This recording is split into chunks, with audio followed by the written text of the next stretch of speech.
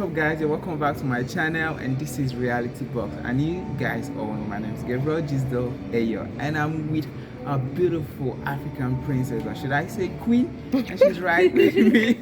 She's right with me, and you guys from her, but I won't introduce her alone. I would love her to introduce herself alone. Hi, so I'm African Tigress. I'm a Kenyan content creator and African content creator, traveling around the globe, bringing you amazing content from different corners of this world, and currently with particular emphasis on Africa and Nigeria at the moment. Niger Delta. This is Niger Delta area. Yeah, Niger Delta. Akwa Ibom, Uyo State. Ibom icon. Akwa Ibom, we are right like from Ibom icon. So guys, you've all heard from her, African Tigress. Do you know, one of the things that just make me feel so big and so great is that when I heard African Tigress is in Nigeria, I was like, oh God, is she gonna come to Uyo? Because most big YouTubers, they do come to Nigeria, but they don't visit Uyo. Lagos and Abuja. And I was like, why is that? Nobody comes visiting Akwa Ibom. So I said, okay, let me just see if what will happen. Then, one of my subscribers said, African Tigress is in Port Harcourt. I watched and I saw when she uploaded a Port Harcourt photo, but still not yet in Uyo. Then after some few days, I saw African Tigress.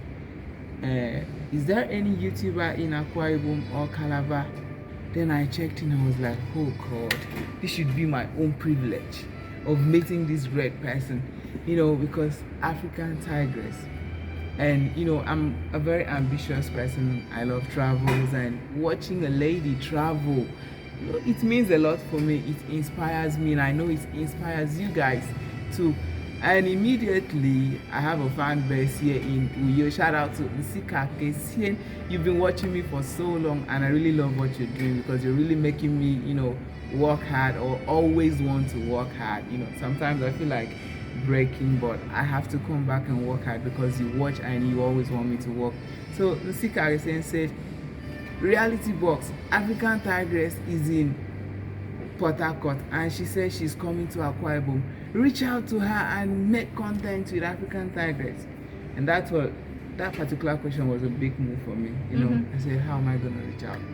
Then I did my best, and you guys know, Nini, African Tigress is here with me, and I'm gonna be asking her some amazing questions, because I don't want to talk in this video alone, so I need to make it engaging. I would have asked you guys what you guys would want me to ask her, but she's leaving, so I decided to make my own questions to ask her.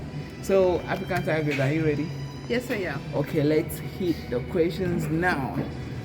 Okay, I am ready. Okay. So you've been in Uyo for like 3 days now, and Reality Box, I unbox experience. Yeah, you unboxed. So I Uyo unbox proper. experience. Yeah, I help people unbox experience. I help African Tigress unbox her experience here in Uyo. Number one tour guide. I do tell you guys to pay me for tour guide at times. So I'm gonna be taking the first question to you. I'm gonna be giving you the first question now. So, how did you hear about the States before you come down here? Like, how did you manage to hear? Because it's very hard for an international traveler to know a particular hidden state in Nigeria, which is not Lagos and not Abuja. It's not even the capital city of Nigeria, and it's not also the economic city in Nigeria, but you had to locate Akwa Ibom. How did you manage to do that? It's actually quite funny. I can't remember where in particular, but I've heard of Akwa Ibom even before I ever stepped foot in Nigeria, and the name just sounded nice to my ears. I'm like, how's a place called Akwa Ibom? What does it mean? I'm from Akwa Ibom. Like, there's just something about the name. I was like, maybe one day I'll visit this place called Akwa Ibom. So that's, I always wanted. And I think there's also in the movies, there's also something they say Mbom. What does Mbom mean? Mbom for me, it means big, big. Ibom, that is big. Yeah. So Mbom means patience. Because I could hear that a lot, and then now at a certain point I think I had something like Akwa Ibom. Okay. So to me it sounds big. Yeah, So, that's right. That's right. Yeah. So that's how I came to know about the place, but I didn't know about Uyo, but I knew Akwa Ibom exists. Wow. Yeah. Okay, guys. So I'm gonna be asking her the second question here. You know, she's a Kenyan YouTuber and also an international traveler, meaning that she has been to so many places, many beautiful cities around the world and also Africa. Then I was thinking, Akwa Ibom, Uyo is one of the fastest developing cities in Nigeria, and I don't know how to compare places because I haven't been to lots of places like her. But let's ask her so that we could also know how we should, grade where we come from. So in terms of comparing Uyo with your home country or with any other city in Africa, how would you say you've seen Uyo so far? I think so far I like Uyo. I haven't been to all places in Nigeria to begin with, but this place is quite relaxed. It's clean, and I feel like there's no traffic and there's lots of roads being constructed. So I feel like that's really gonna be good, because as the population increases, so that would help reduce the traffic. So I think that is one thing that I like. It gives me some parts of this city, give me the vibe of Kisumu, Kenya. Just that you guys have palm trees and coconut trees that much don't vegetation that don't exist on that side. So it also gives the vibe of the coastal cities in Kenya. Just that this one is bigger, because the coastal cities, Mombasa is too busy, so this cannot be Mombasa. So maybe some coastal cities there, Kilifi, but Kilifi is smaller. So it's an environment that I would comfortably live, an environment that I'm very well used to. So I love Uyo. Wow, that's nice.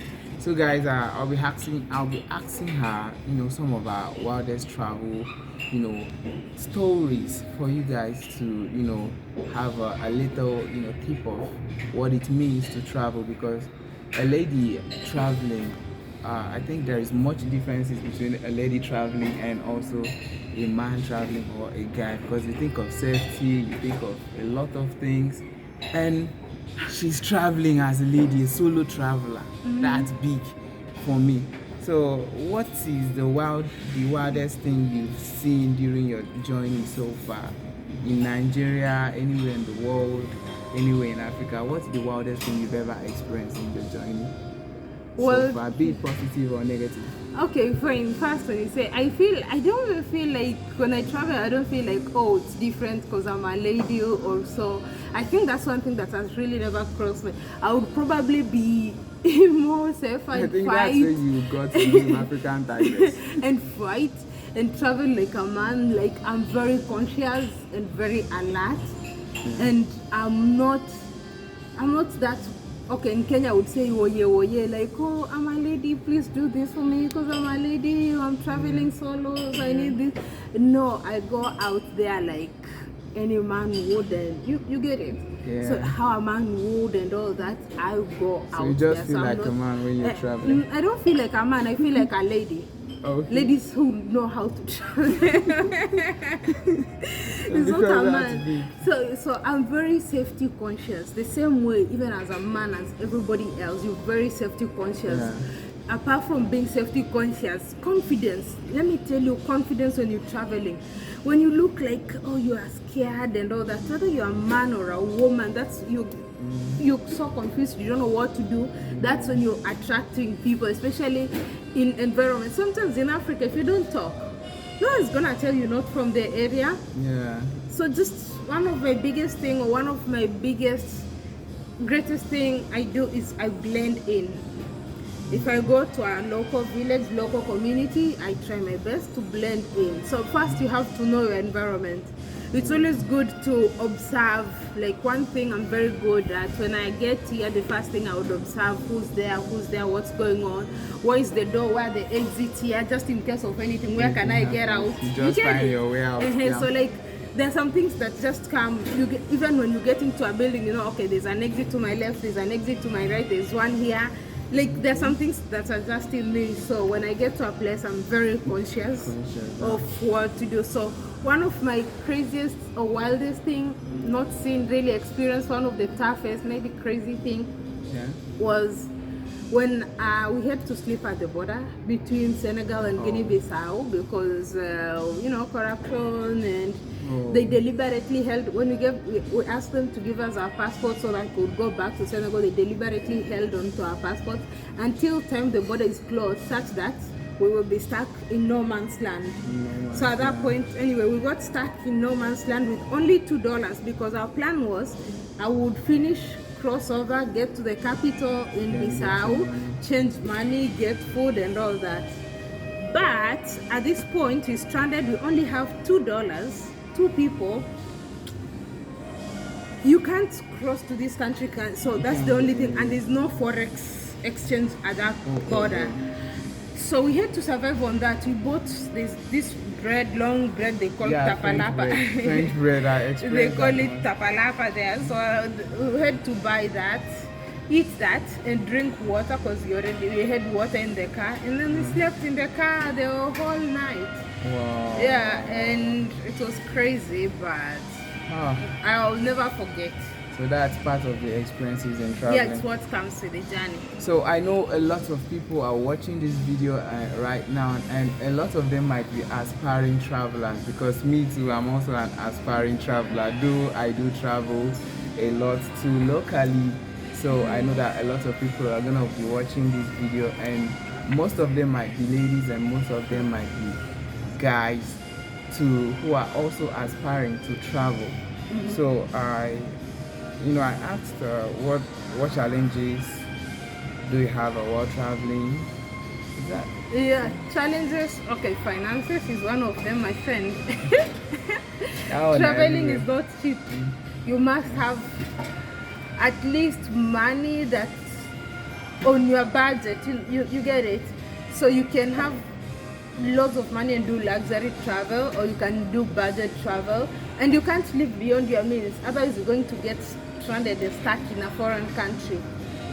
So one of the biggest challenge is finance, and then another one is our passports. In Africa, the strength is not good. So some countries you need, like for instance, I might need a visa to a country here in West Africa, and then to go to the neighboring country, which could have been easier for me maybe to catch a 2, 3, 4, 5 hours bus, I have to fly back to Kenya to apply a visa for that country, then fly. So that makes it very expensive. Yeah, so that's my biggest, like I wish it was like one passport that would go to anywhere. Like visas is my biggest challenge, and then secondly, like right now, one of the challenges is COVID. Now you have to do COVID test. Unlike the past time, you could just wake up, book a flight and leave tomorrow. Right now you have to think, research, is the country open, what are the restrictions, is there quarantine on arrival, is there post tests at the airport. So you have to put all this into consideration, apart from that adding to the burden of the costs. So you also have to put on all these measures. There's no point of going to a country you're planning on a 1-week holiday and then end up the whole week long quarantine for 7 days. You get it? Yeah. So I know most people think making travel content, it's fun. Some think it's just going on vacation and living your life too, then just post it on YouTube. But how do you see making travel content? Is it work for you, or is it something you just do as I love traveling, yeah.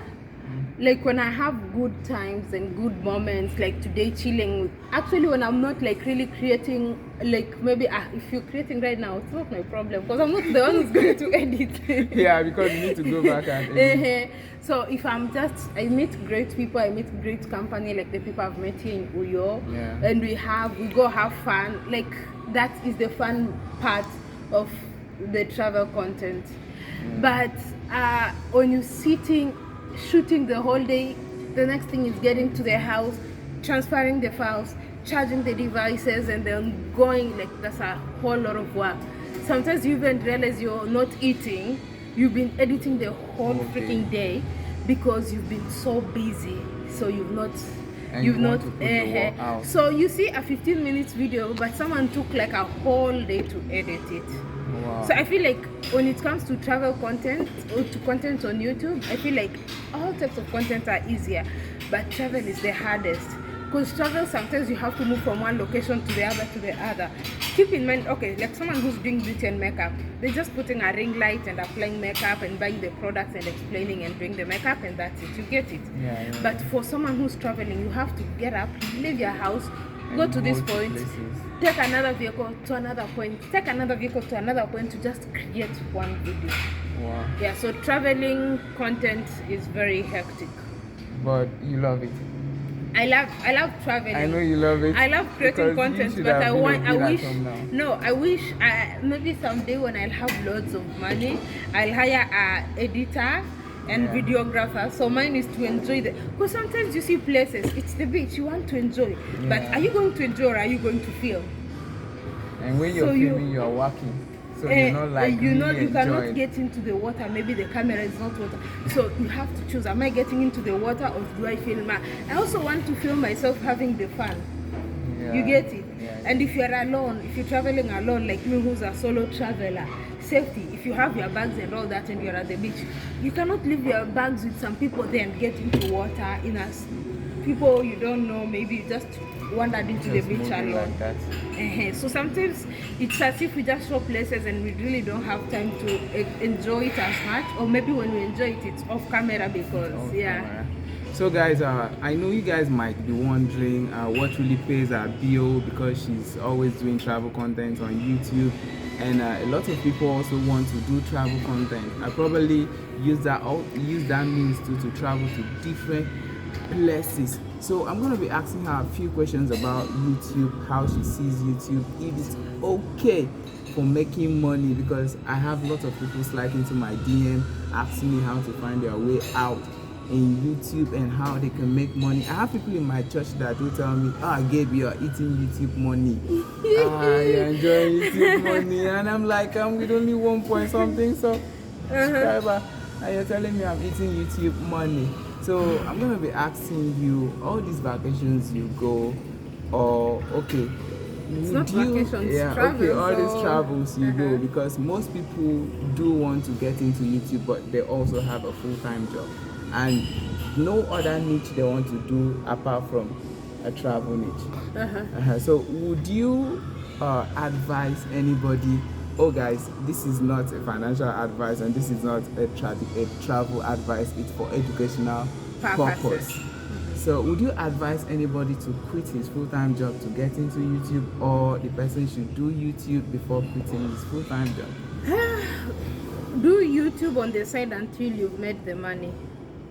Once you're able to make the money, then you can quit. My friend, unless you have loads of savings and a plan B and C. So if YouTube is the plan B that you want to quit plan A and go for plan B, and then you should also have a plan C just in case that YouTube doesn't work. So that's what I would advise. I would never tell. I've had people telling me, hey, I just got monetized, I want to travel, I'm thinking of quitting my job. I tell them, no, you don't.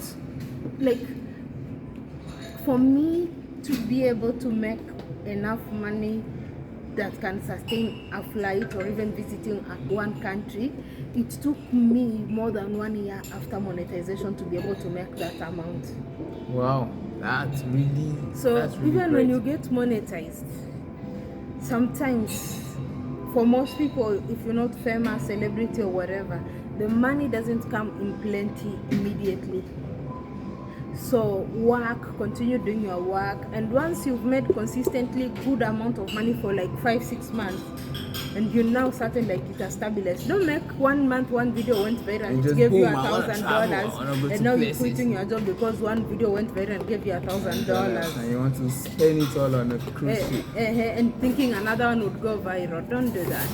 Let there be consistency. Watch your channel, maybe 6 months earning. This one is consistent. I feel like this amount of money can be able to sustain my travels. Then you can do that. Okay, so you guys, you've all heard from her, and this question I also would love to ask her about YouTube. You know, most people get monetized in a month, most people get monetized in 1 year, most people still struggled to get monetized even in 2 years.